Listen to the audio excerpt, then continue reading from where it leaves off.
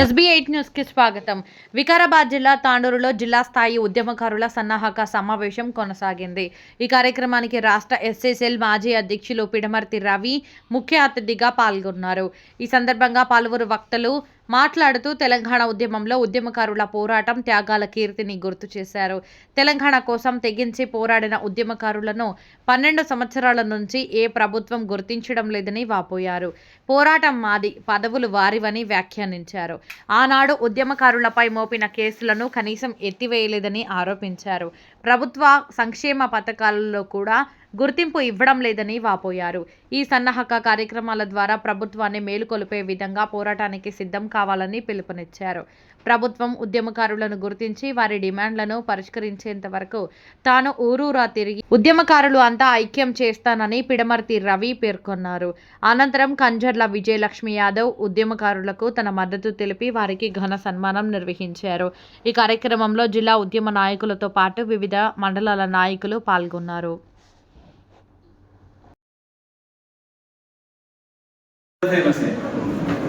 అయితే మీకు ఒక గొప్ప లక్షణం ఉంది ఏంటంటే మీరు ఆంధ్ర బార్డర్ లేరు కదా, మహారాష్ట్ర బార్డర్, కర్ణాటక బార్డర్ ఉన్నారు. సో మహారాష్ట్ర వాళ్ళు, కర్ణాటక వాళ్ళు తెలంగాణకు సపోర్టర్స్. మీరు 100% తెలంగాణ ఉద్యమకారులు, 100% తెలంగాణ ఉద్యమం జరిగింది. ఇంకా అనుమానం ఏముంది? నేను అప్పుడు కూడా ఉస్మానియాలో విద్యార్థి ఉన్నప్పుడు సాయంత్రం 6-7 గంటలకు ఒక పాత ఇంటిగా కారు వేసుకొని కిరాయిది దూర్నాథం తిరిగేది. రాత్రి పూట బయలుదేరి ఆ దూర్నాథం చూసుకొని మళ్ళీ ఉదయం కల్లా యూనివర్సిటీకి వచ్చేది. మొత్తం కిరాయి 1500-1000 రూపాయలు ఉంటుంది అన్నమాట. ఒక తెలంగాణ మొత్తం తిరిగి వస్తే 1000 రూపాయలు కిరాయి ఇచ్చేది. ఎందుకు చెప్తున్నానంటే అన్ని ఊళ్ళు తిరిగాండి చాలా వరకు. ఇప్పుడు మళ్ళీ తిరుగుతూ ఉన్నా. ప్రతి ఊళ్ళో చెప్తున్నా అంత తాండూరు లెక్కనే మేమే చేసినాం, మేమే ఉందా అంటే ఆనాడు ఒక 100 కేంద్రాలు పనిచేసినాలి. 100 పైన కేంద్రాలు ఇట్లా పనిచేసినాయి. అందుకోసం తెలంగాణ రాష్ట్రం వచ్చింది. ఇప్పుడు మనం ఎక్కువైపోయినాం కదా, చాలా రోజులు అయింది. ఒకరు దూషించుకుంటున్నాం. నువ్వు తెలంగాణ తెచ్చినావా, నువ్వు తెలంగాణ తెచ్చినావా, నేనున్నాడా, నువ్వు ఉన్నావని. అవన్నీ అవసరం లేదు. అందరం ఉన్నాం కాబట్టి తెలంగాణ రాష్ట్రం వచ్చింది. ఇప్పుడు మనం దూషించుకోవద్దు, కలిసి చూడాలి అందరం కూడా. బ్రదర్ రామకృష్ణ చెప్పారు, నువ్వే కదా బ్రదర్ అని చెప్పింది. అందుకోసం బ్రదర్ మళ్ళీ వచ్చిన మన వాళ్ళందరూ కూడా ఆడున్నారో ఏమో మళ్ళీ ఏమన్నా తెలిసిందో లేదో అని అన్ని కూడా చెప్తా ఉన్నా. మీరు చేయాల్సిన పనల్లా అప్పట్లో మన దగ్గర ఉన్నటువంటి ఏదైనా ఎవిడెన్స్ మీ దగ్గర ఏముంది అది పట్టుకోండి. ముందు పాత పేపర్లు, పాత టీవీలు, ఏదైనా ఫొటోస్ గిట్లా ఉన్నా మీరందరూ కూడా దాని దగ్గర పెట్టుకోవాలి. 2, మన సంస్థ ఏంటి? మీ సంస్థ అప్పుడు చాలా సంఘాలు ఏర్పడ్డాయి, వేల సంఘాలు ఏర్పడ్డాయి. ఆ సంఘం రిజిస్ట్రేషన్, ఆ సంఘం మీద మీరు చేసిన కార్యక్రమాలు, అట్లనే మీరు చేసిన కార్యక్రమాలు, అక్కడ హైదరాబాద్లో పిలిపిస్తే ఇక్కడ చేసిన కార్యక్రమాలు, అదేవిధంగా మీరు అరెస్ట్ అయితే పోలీస్ స్టేషన్లో FIRలు చాలా మంది చూపిస్తూ ఉన్నారు. ఇప్పుడు ఎవిడెన్స్ మీకు కూడా, మీరు ఒక ఎవిడెన్స్ పట్టుకొస్తే మీ పక్కన 5 ఉంటారు, వాళ్ళకు కూడా మీరు ఇవ్వండి. వాళ్ళు కూడా ఉన్నట్టే లెక్క ఉద్యమంలో. తర్వాత మీరు ఎవరైతే జైలుకు పోయారు, చాలా మంది చెప్తారు జైలుకు పోయినామని, ఆ జైలుకు పోయిన సర్టిఫికెట్ ఓకేనా. మళ్ళీ చాలా ఇంపార్టెంట్, ఇప్పటివరకు తెలంగాణ ఉద్యమంలో ఏం రాని వాళ్ళు ఎవరంటే గాయపడ్డ వాళ్ళకు ఏమి ఇవ్వలే. కేసీఆర్ ఇవ్వలేదు. కేసీఆర్ ఇచ్చింది ఏంటంటే ఆ ముందు ఉన్నటువంటి అమరవీరుల కుటుంబాలు కొద్దిమంది, ఆ మిగిలిన అమరవీరుల కుటుంబాలు కూడా ఇప్పుడు అయిపోతాయి. మిగిలిన వారు గాయపడ్డవారు ఉంటే గాయం చూపించాలి. ఇప్పుడు గాయం చూపించలేము. ఆనాడు హాస్పిటల్ పోయిన సర్టిఫికెట్, లేకపోతే నీకు ఆ రోజు గాయమైనట్టు వచ్చిన పేపర్ల స్టేట్మెంటు మీ దగ్గర ఏమైనా ఉన్నాయి, మిగతా ఉన్నాయా, పేపర్ ఎవిడెన్సా, టీవీ ఎవిడెన్స్, ఆ ఎవిడెన్స్ ఇవన్నీ మీరు దగ్గర పెట్టుకోండి. నేనేమంటున్నంటే ప్రభుత్వము పైన చూసుకొస్తుంది అంటే క్రీమ్ బ్యాచ్నే చూసుకోవాలనుకుంటుంది. తెలంగాణ ఉద్యమంలో పనిచేసిన వాళ్ళలో ముందుగా అమరవీరుల కుటుంబాలు, జైలుకు పోయిన వాళ్ళు, అరెస్ట్ అయిన వాళ్ళు, ఇల్లు కాకుండా కింద నుంచి రావాలి ఎప్పుడైనా. అప్పుడు ఎక్కువ మంది కవర్ అవుతాం మనం. జై తెలంగాణ అన్న వాళ్ళు, గుంపులో కూర్చున్న వాళ్ళు, మరి అన్న వండోళ్ళు కూడా దాంట్లోనే వస్తారు కదా. పోస్టర్ అంటికి ఇచ్చినోడు, మైక్లో మాట్లాడినోడు, ఇవన్నీ వస్తాయి లెక్కకు. కాకపోతే మనం క్రైటీరియాలో ఉండాలి. అంటే ఇప్పుడు నీకు డబుల్ బెడ్రూమ్ రావాలంటే నీకు ఆధార్ కార్డు ఉండాలి కదా. ఏదన్నా నువ్వు మనిషివి అన్నీ కాదు. ఇట్లనే తెలంగాణ ఉద్యమకారుడు అంటే, మరి నేను తెలంగాణ ఉద్యమకారుడు అంటే మరి దగ్గర ఏం లేకపోతే ఎట్లా గుర్తిస్తాను? నేను ఏదో ఒకటి ఉంటుంది కదా. ఆ రోజు ఉద్యమంలో మనం పాల్గొన్నట్టుగా పేపర్ల పేరైనా వస్తుంది కదా, అది కూడా చాలు. అందుకోసం ఇది అంత ఆశమాయిషిగా జరిగే కమిటీ కాదు. గతంలో ముఖ్యమంత్రి కేసీఆర్ గారిని అడిగితే నా విద్యార్థులే 1,00,000 మంది ఉన్నాడు, ఆ 1,00,000 మందికి ఇవ్వాల్సిందే. మరి ఏమైంది? ఈ భూమి మీద పుట్టిన వ్యక్తికి ఇంటి స్థలం ఇస్తున్నప్పుడు ప్రత్యేకమైన పరిస్థితులలో ఉన్న మనకు ఒక అవకాశం గవర్నమెంట్ ఇస్తున్నప్పుడు నాకానే 1,00,000 ఉంటే 1,00,000 కాదు, తెలంగాణ రాష్ట్రంలో 4 కోట్ల మంది ఉన్నారు. అందరికీ భూమి ఇచ్చే బాధ్యత ప్రభుత్వమే తీసుకోవాలి. మన ఉద్యమంలో ఉన్నాం కాబట్టి మనం గుర్తించి మనకు 250 గజాల స్థలం ఇవ్వాలి. 250 గజాల స్థలంతో పాటు ఇంకా 2 విషయాలు ఉన్నాయి. అవి ఇక్కడ చెప్పాను, మీరు దయచేసి హైదరాబాద్ వచ్చినాక చెప్తాను. చిన్నగా అయిపోతుంది, పెద్దగా అందరం వచ్చి మాట్లాడుకుందాం.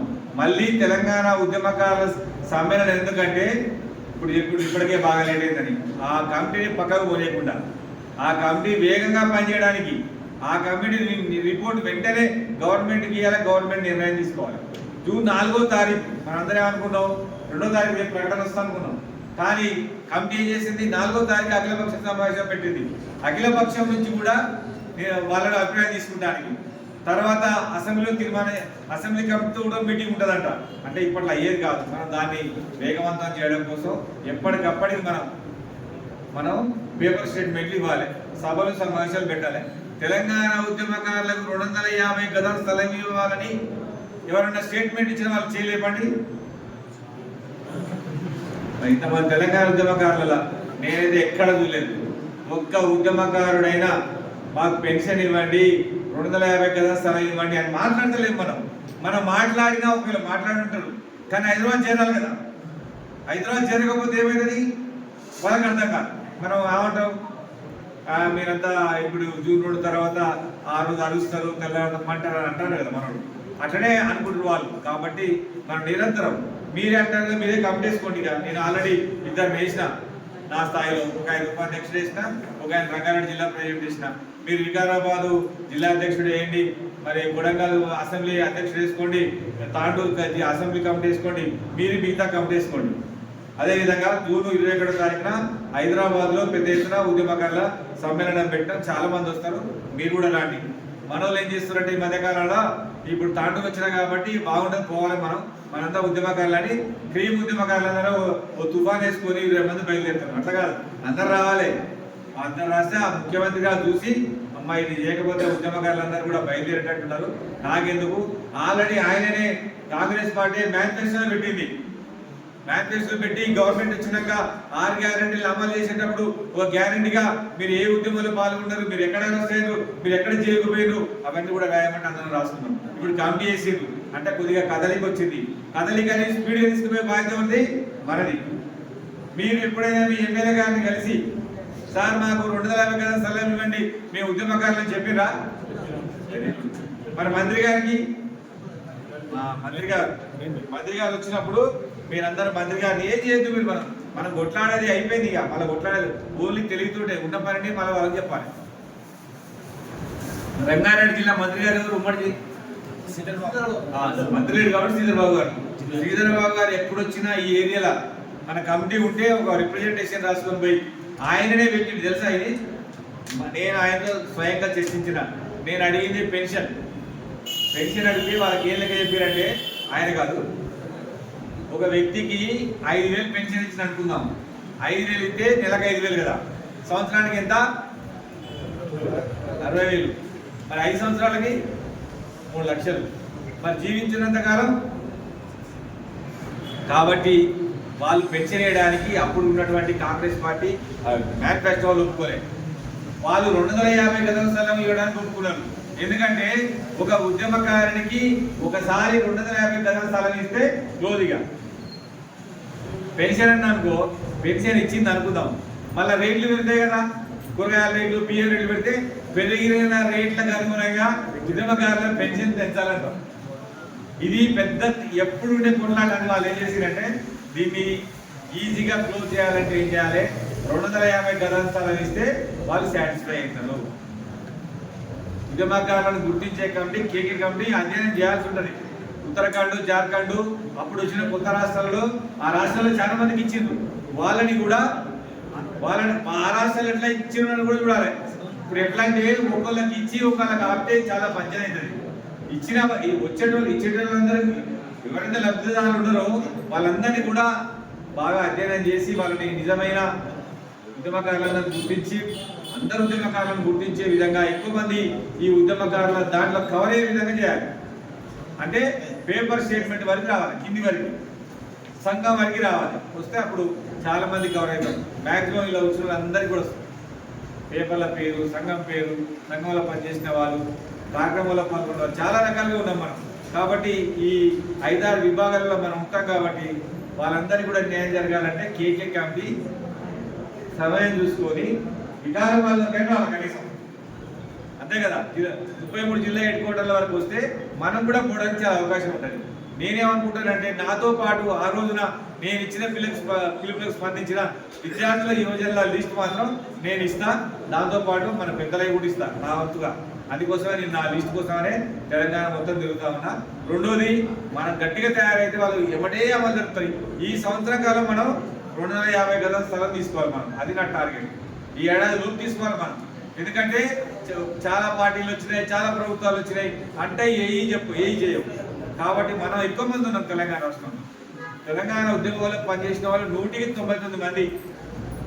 అందుకోసమే మనకు వచ్చే అవకాశాన్ని కొద్దిగా మనం పూజ చేస్తే అప్పుడు అనగా అవురే దక్కా తెలంగాణ పక్కాన్ని ఈ ఒక్కసారి గట్టిగా నెట్టయితే అయిపోద్ది అన్నా కదా. కాబట్టి ఇప్పుడు ఒకసారి గట్టిగా అన్నాం అనుకోండి మన పని అయిపోతుంది. కాబట్టి ఈ అవకాశం ఇచ్చిన మీ అందరికీ పేరున ధన్యవాదాలు తెలియజేస్తున్నా. నేను ఇప్పుడు కొడంగల్, తర్వాత వికారాబాదు, జైరాబాదు వరకు పోయేది ఉంది.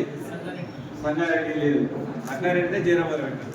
కాబట్టి ప్రియమైన సోదరులారా, మీరు జూన్ 21 తారీఖున సాయంత్రం మంచిగా 5 గంటలకు అప్పటికల్లా 2-3 వారాలు పడతాయి. చల్లగా అయిపోద్దంతా బయలుదేరాలి. అందరూ ఉద్యమకాలు కలుసుకుందామని తెలియజేస్తూ ఈ అవకాశం ఇచ్చిన ఇందిరా పార్క్ జై తెలంగాణ, జోహార్ తెలంగాణ మన వీరులకు. ఇవాళ ఉద్యమకారులకు 250 గజాల స్థలం, ఇవాళ ఉద్యమకారులకు పెన్షన్, ఇవాళ ఉద్యమకారులకు గుర్తింపు గౌరవం.